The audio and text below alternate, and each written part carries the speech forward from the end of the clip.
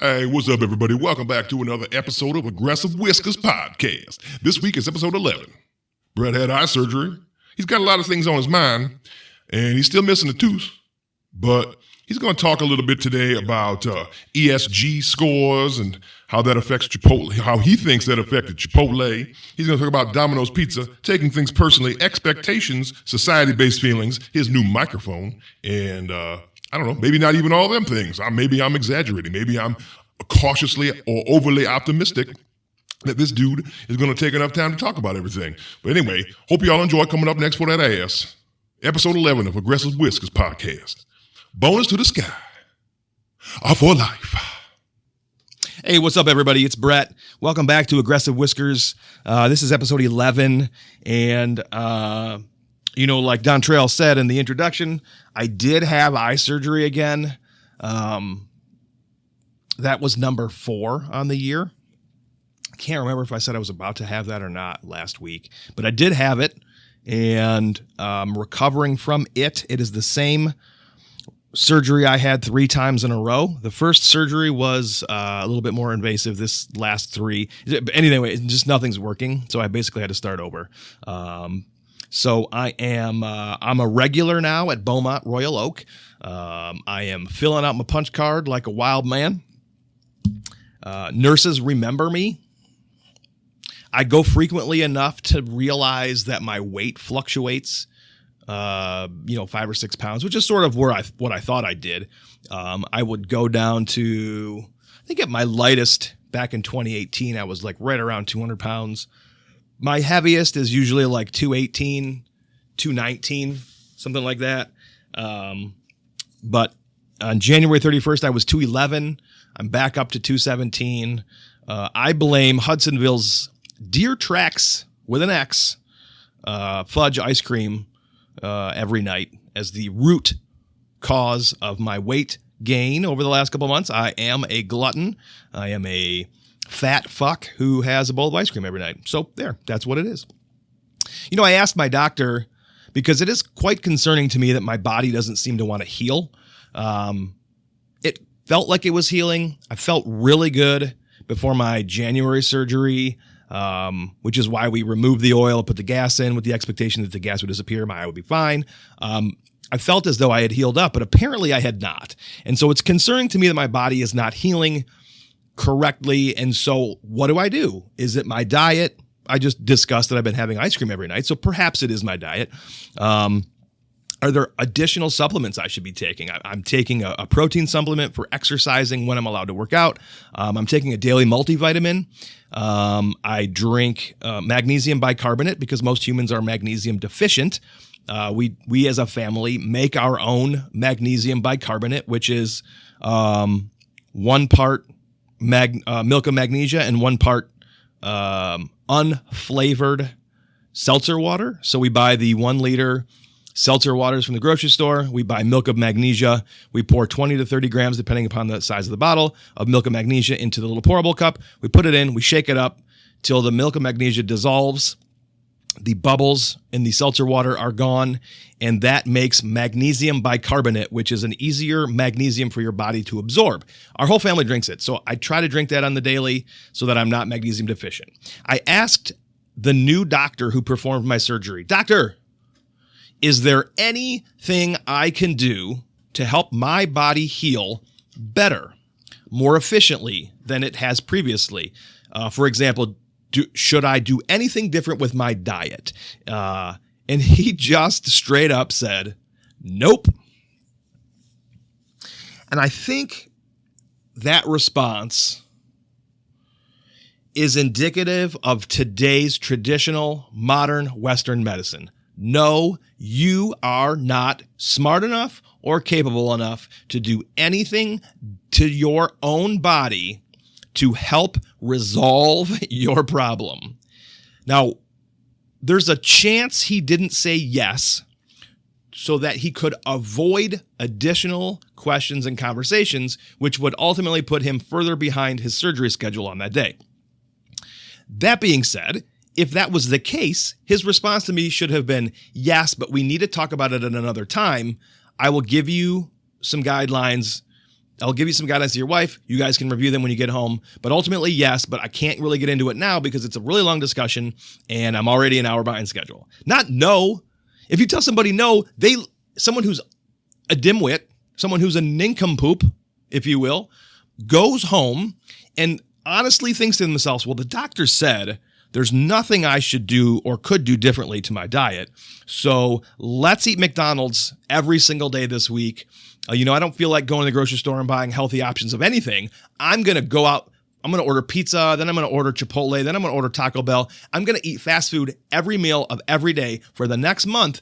And then I'm going to be really frustrated when I am pre-diabetic, when I am 20 pounds overweight, when this surgery didn't work, when I have high blood pressure, and all these other problems. For the doctor to look me and my wife in the eye and say, nope, nothing you can do, is a tremendous slap in the face to human beings as a whole. And I think it happens to every one of us every single time we see a doctor or a physician, unless you somehow see a naturopath.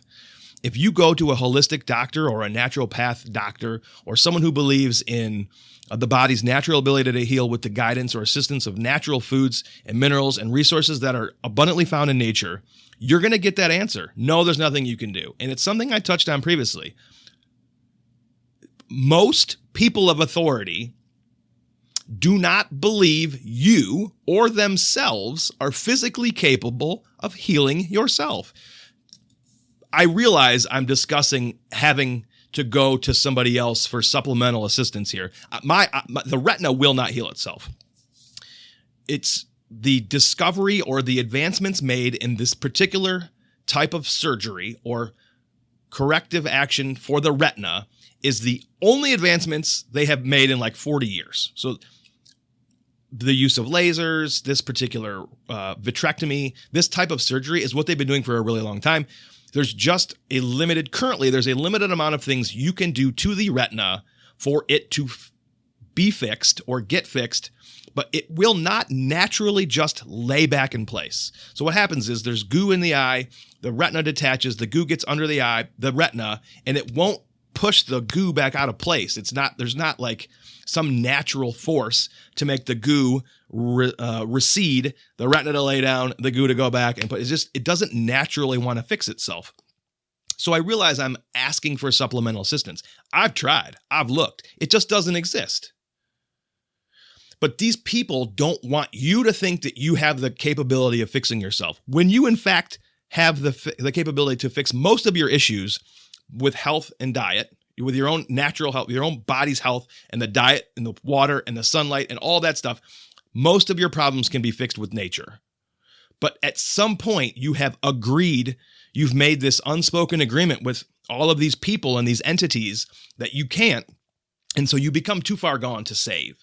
The problem is he should have told me, yes, there's a lot of things you shouldn't do, but I'll tell you about them at another time so that we can stay on track. But thank you for asking that really great question, Mr. Postal. I appreciate your attention to your own health and well-being. And while not many people appreciate that, I appreciate it. And I think you're going to be doing just fine if you follow these simple guidelines to health and well-being, and you rest and relax after your surgery, and you trust that I'm very capable in what I'm doing. Bottom line is we put the oil back in my eye. We're going to leave it in for like a year this time and just see what happens. But thanks for everybody who's asked how I'm doing. I'm not doing well. It's healing. It's recovering. It feels just like the last three, but mentally, I'm not doing well. So thank you for reaching out and asking. This podcast is a form of therapy for me, and it's an opportunity for me to get things off my chest.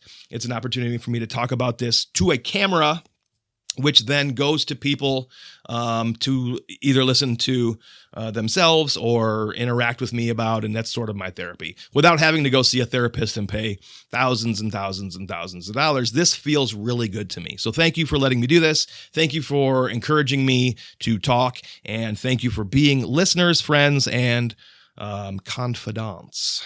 So moving on, I bought a new microphone. When I started Hot Butter Podcast, I bought a really nice microphone back in like 2014. And I was recording in my garage, and it picked up every piece of dust that flew through the air or across the ground, and I just couldn't use it. There was nothing I could do to make it work. And so I put it in a drawer, and I bought a 3-pack of Samson microphones for $30 on Amazon, and I used those exclusively because they were totally fine. And then recently I started to think, I ended up selling that really nice microphone a long time ago. Broke even on it, I think. And I ended up listening to my last podcast where I was kind of excited and getting loud. And I realized that the audio just wasn't there. And if I'm going to do this, and this is going to be my therapy, and this is going to be my opportunity to talk, and I'm going to get excited about things, and I may yell, I needed something of higher quality.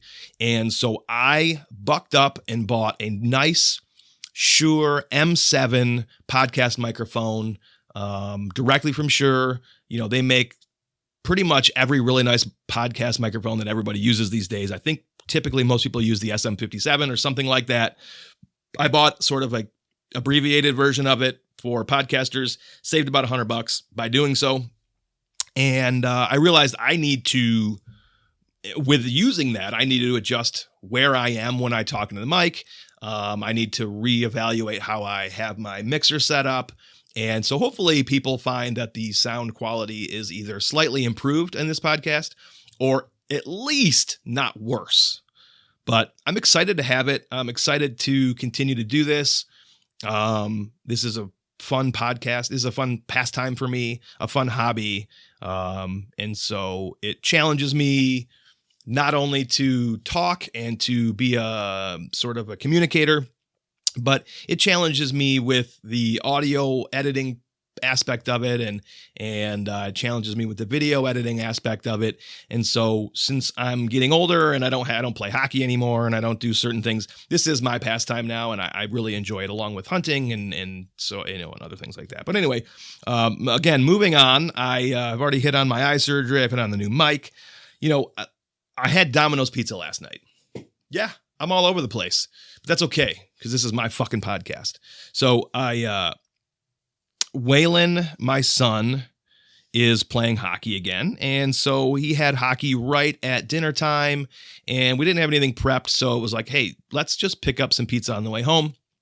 What does everybody want to do? Well, I think at that time of day, 7:30, everybody's starving. We want to keep it simple. Do we just pick up a hot and ready from Caesars? Do we order Hungry Howie's, which is just north of our house, and sort of have that delivery coincide with our arrival home? What do? We decided to try Domino's Pizza, which just opened up by us. And I know that sounds weird in 2022, but we don't ever get Domino's Pizza. We have other options. It wouldn't make sense for us to get Domino's. And there hadn't been one. It just recently opened up close. So I heard a lot of good things about Domino's. My brother really likes their feta bread. I think Chris Woodwinski or Scav D from the Fake Ass Radio Show really likes Domino's. So we ordered Domino's last night. I got to tell you, pretty fucking normal. It didn't do anything for me. It wasn't the crust on the regular crust pizza was fine. It was good. It was soft. The thin crust was boring. The pepperoni was spicy, which is fine with me, but there was absolutely nothing about that pizza that would make me stop ordering from Hungry Howie's or avoid Little Caesars. People hate on Little Caesars all the time. I don't get it. Yes, I played hockey for Little Caesars, but I am not biased to it for that reason. There is absolutely nothing wrong with a $6 and so many cent extra most bestest from Little Caesars at all. And I will fight you.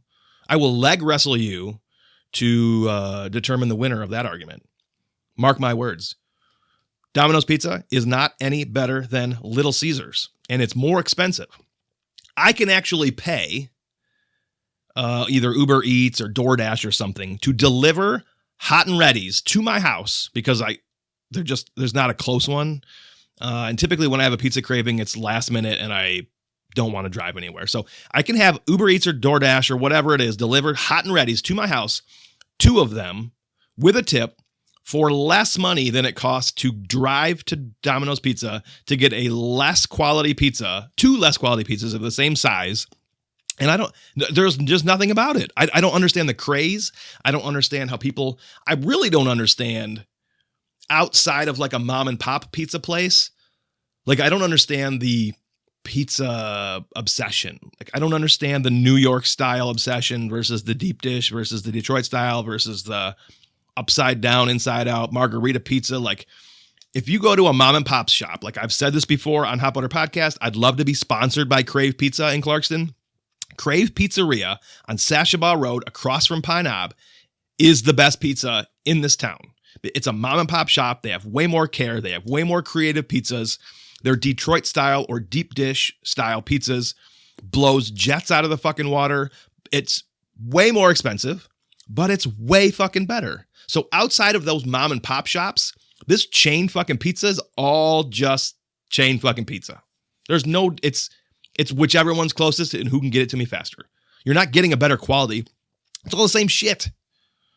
They all fuck up every now and then. They all use the lowest quality ingredients to maximize their profits. They all make the same fucking pizza. They just put it on differently. Outside, again, I will leg wrestle anybody to completion that Crave Pizzeria in Clarkston is the best pizza shop in Oakland County. I would probably say Oakland County, not just Clarkston. It's better than Buddy's. It's better than Papa Romano's. It's better than your mama's fucking pizza. It's better than that bullshit Boboli bullshit crust you buy at goddamn Kroger's and make it home yourself, which we used to do all the time growing up. Crave Pizzeria is where it's at. If you go there and you enjoy it, you will. I highly suggest the dill pickle pizza, deep dish, extra large, add ranch to it, homemade ranch. Adam won't agree with you. My brother will not agree with you on that, or agree with me on that, but I say so. Dill pickle pizza, extra large, deep dish, add ranch, blow your tits off. I promise you. It's better than any other pizza. Better than any chain bullshit in this fucking state. And that's the bottom line.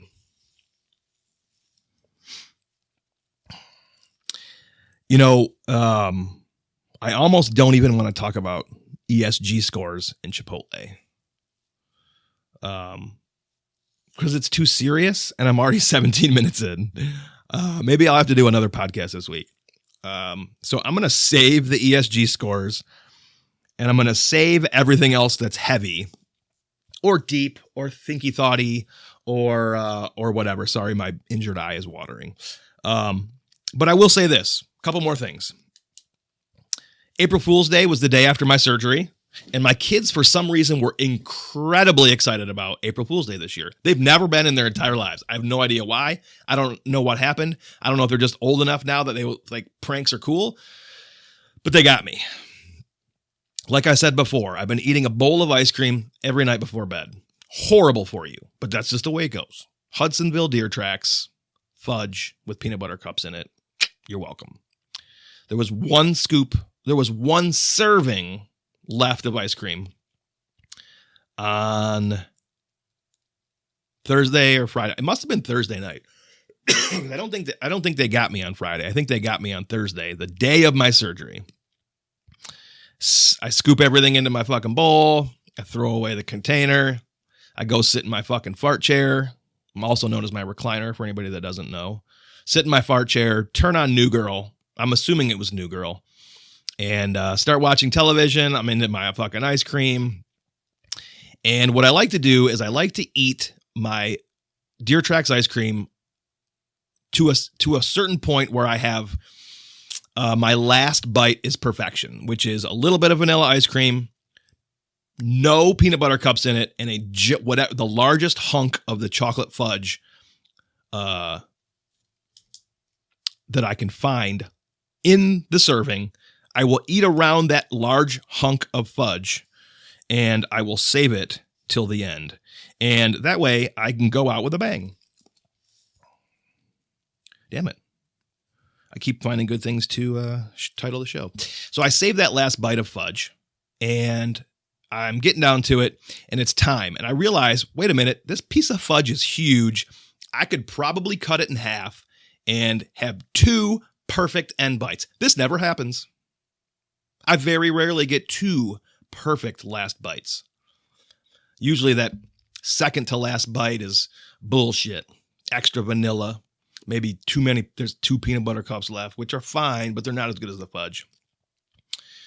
And so I go to cut the fudge in half with my spoon so I can have my 2 final perfect bites of ice cream. And I can't cut it. I cannot cut the fucking fudge. So I scoop it and I pick it up and I realize the fudge is shaped funny. There's a curl in it. That's weird. How'd that happen? Why is it so hard?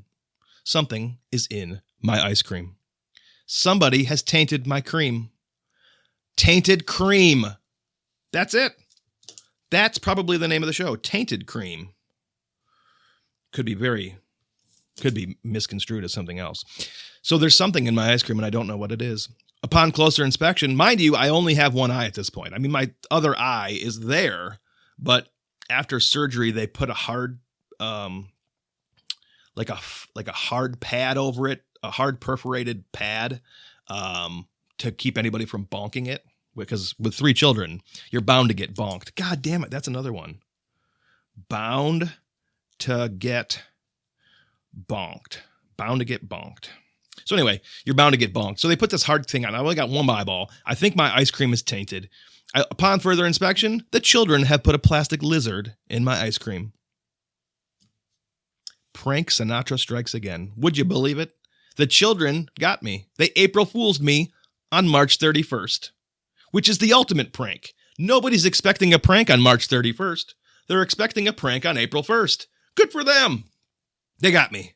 A plastic lizard in my ice cream, knowing full well that Fat Daddy will sit down as per the usual late at night, eat his ice cream, and hopefully bite into the said plastic lizard, not breaking a tooth, yet getting either super angry and then them laughing at me or laughing hysterically, which I did. And so now I have actually fueled their fire for pranks. They wanted to continue pranks on like all the way. God damn it. It says my memory card's full, which is weird. I don't know how my memory card could be full. God damn it. So now I'm not going to have any fucking video for this one. Oh, well.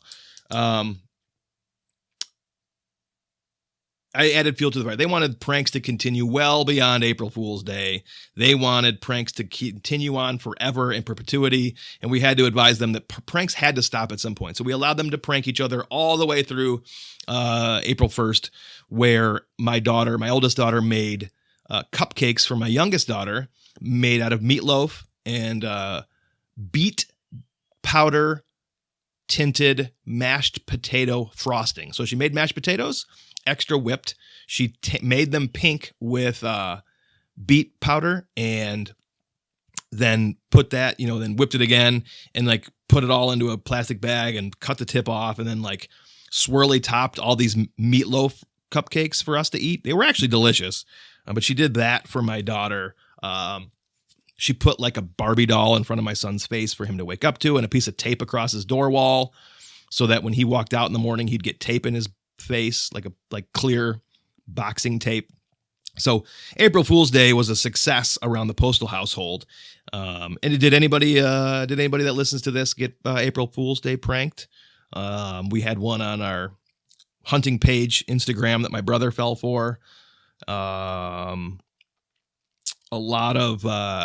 saw a lot of Joe Biden quits April Fool's Day pranks, which is unfortunate. It's too bad. I wish he would have done that. I wish Disney would have come out and said, April Fools, gotcha. We actually don't support teachers grooming children to be homosexuals and transgenders. We actually oppose any adult talking to minors about sex.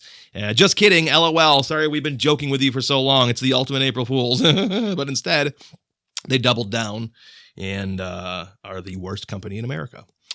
So anyway, that's all I got today. I hope you enjoyed episode 11. I'm sorry there's not going to be any video on this. My memory card is full, which is weird. I guess I just forgot to clear it off all these times. So sorry about that, but we'll get back to video next week. Anyway, talk to you later. Thanks. Bye.